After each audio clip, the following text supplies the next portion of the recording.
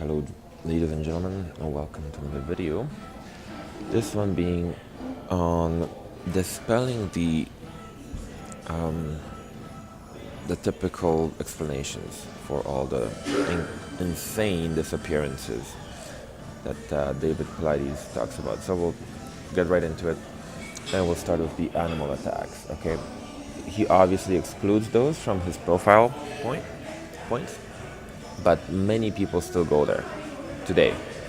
I mean, I've seen mountain lion attacks as as the reasoning for a lot of these disappearances so many times that, you know, it's almost like, yeah, let's just use mountain lion as a default predator that kills everybody that gets out of sight or first or last in line for just a second. And let's just go over how ridiculous that explanation is, okay? Of course, the tracking dogs, if that was the case, would have no problem tracking the scent to the site of the attack. Okay, none whatsoever. In fact, it would be very obvious. It would be as easy for us as to find a Tim Hortons in Calgary. Okay, it would be that simple. It's just not a problem. These dogs live for this. Okay, so if you want to challenge them, you're not gonna challenge them with an animal attack that they have to discover. That to them is minutes, and they're on it. Okay, so that's one reason. Another reason is there's almost always going to be a yell or a scream by the victim. No doubt about it.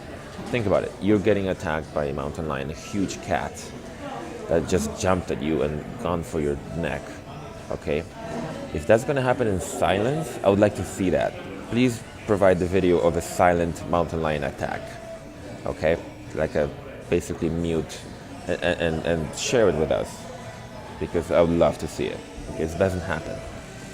So yeah, if the person's tracking by themselves, which we all know is not a good idea, yeah, the noise may not attract any bystanders, but a lot of these disappearances happen when there's people around that could easily hear the kind of attack. So that's another reason. Another reason why this is just simply not the case is an animal attack that will happen on the trail where the person was going will leave drag marks, it will leave broken branches, it will leave blood, it will leave shattered clothing, it will leave some fingernail, maybe some entire fingernails just from how difficult the struggle was, hair, just all kinds of evidence that is obvious that, hey, something happened here. Right? There's another reason why these are not animal attacks. And then the most important probably reason, and there's more, but I'm just going over the big ones, is that if and when the body is found of these missing, it does not suggest anything of the sort. Okay, an animal attack is the last thing you'll think of when you look at the body. There may be a couple of scratches sometimes, but they're very inconsistent with a claw that would be making them. Very inconsistent. All right, and there's very little in the terms of damage to the clothing or to the area where a lion or bear or whoever, a wolf would attack. Very little damage, if any. Right. So let's just put that to bed. These are not animal attacks. All right.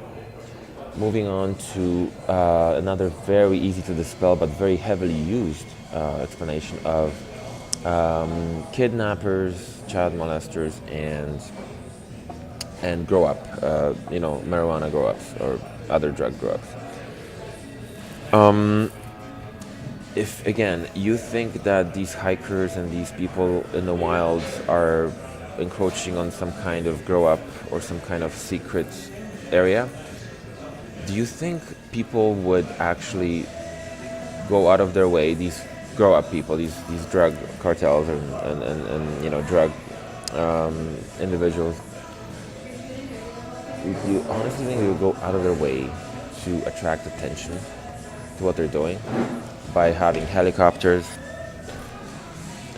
hundreds of people combing through the area looking for somebody and then finding obviously their secret hideout?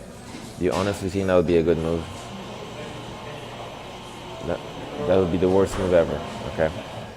And not only that, the other thing to consider is that almost none of these areas where these people go missing are conducive to a grow up. Okay, they're high altitude, rugged terrain. You're not going to grow anything there. Okay, you're not going to clear some land and grow something. Okay, that we're talking about valleys. If you want to do that, you're talking about valleys. We're talking about places that are remote, just as these places, but flat. And even if there's not much in the way of water, maybe there's some groundwater or some some way to get this thing basically hydrated. But it is not the high mountainous terrain type that someone like James McGrogan went missing on. No, it's not. That's not the scenario. Okay, so let's take that out of the equation. Also, kidnappers and child molesters, very heavily used as a possible explanation. Very unlikely or impossible. Why? Well, do this for me if you think this is a child molester or even an abductor or whoever, some perp, right? Go out with your friends and when one of your friends gets totally hammered, try carrying them to your car. So just from the pub or the bar, the block or two, wherever you park, just grab them because they're drunk, they can't move properly, and see how well you do carrying them to your car. 2 blocks on flat, nice, concrete, very even ground. See how you do. What we're talking about here is miles, sometimes 15 miles or more of people being carried, apparently, right? If this is the explanation, this is the path you want to travel, through very uneven, rugged terrain where it's difficult enough to hike on your own, right, with a backpack, let alone with a body, even a small body, with you. Again, and remember, you're not allowed to leave a scent, so there's that. It's not going to happen. So let's just drop it right there, and that's another one, scratched off the list. Of course, there's, the other thing is, even if you were successful in snatching someone and you're relatively close to the beginning of the trail and stuff, you still have to get to a vehicle or somewhere where you can get picked up, and to do that without being noticed at the trailhead or at some kind of highway junction is not that simple.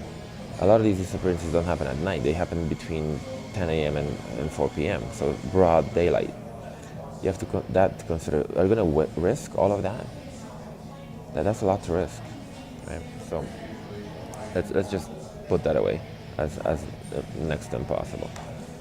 And then, of course, the lack of actual roads close to where these people are go missing is, again, so the distance that you need to cover from your point of abduction to the actual road is high. And often, if you want to avoid the trail, it's through incredibly difficult terrain. So let's not even, put that as a feasible situation. And another one that's very often used, of course, is this idea of that these people want to just disappear. They want to just commit suicide or go off on their own. They've had it. Their life is not what they thought it was going to be. They want to be left alone. Okay, well, let's go that route. First of all, David does a great job of vetting these cases to make sure that this is the least likely scenario, but let's say in 10% or less of the cases, it is a scenario, right? Because we don't know these people personally. We just don't know them. These laws of physics still apply. You're still going to leave a scent, okay? You're still going to be seen by people, right? Like a lot of these people, we just saw them. Jared Atadero was seen by 2 fishermen minutes before he disappeared, right? There was a gentleman that disappeared, Christopher Tompkins, as part of a survey crew. he was literally talking to the two men ahead of him and joking around. They were maybe 50 feet apart along a highway. Seconds before he disappeared. Seconds. Okay? He was going for lunch. He was hungry. Okay? So that keep this in mind, that this is not some kind of fairy tale that David's trying to sell here. These are facts. Okay? So when you have these facts in front of you, and we have the evidence to go off of, these are not people that want to just disappear, like they do in Japan, and they go to the specific forest, they go to commit suicide. This is not what's happening. Okay? And the other thing I want to say about this explanation, that they just want to disappear, a lot of these people, I would say more than half from the cases I've read, either are on their way to a great career and they're doing really well in school, they have a scholarship or something very, very impressive to look forward to, or they're already established in a very good career, making a very good living, and perhaps even being on the verge of discovering or bringing something new to the table that's really, really good. And not just for them, but for society or their area of expertise. So like very specific, very knowledgeable topics, which is very, very interesting. Right? These are not the drifters, the homeless people that you see when you leave the bar. This is not the case. So another explanation that this doesn't add up based on the evidence. Okay? So I think we can't do too much maybe after the fact, as armchair investigators. But the one thing we can do is to continuously eliminate these really bad, almost like local news for local consumption type of explanations for these disappearances. We can eliminate them here online so that they stop being used, and then people that are still interested in the topic can just focus on those very few possibilities that are left, right? That's when we can make some progress, right? But if these things keep happening and David needs to take at least 15-20 minutes out of every talk to deal with this on a continuous basis, now we're in 2019 almost, this is not advancing the discussion. This is halting us at the same level and wasting time, right? And to anyone that knows, in any kind of murder or suicide or anything, any kind of crime or missing person case, the time is of the essence from the moment that person was last seen. That's very important, okay? So I think we're in a situation here where all the good, I love all the comments that people are posting, and especially under here, but in other, videos. Those are all great things because they actually help in either teaching people and educating the people that are unaware, that are just stepping into this subject area on what's happening, and it's also eliminating that short list of what could have happened and just leaving us with the very few options that are possible. So once again, let's keep doing that. Let's keep eliminating those, those possibilities, and let's narrow in on what's left. And then when we do that, then we can truly make some progress and only use those options that are left, and that maybe even narrow them down even more as we go forward. That would be a very useful way to spend our time, I would think. So let me know what you think. Comment below, and I'll see you in my next video.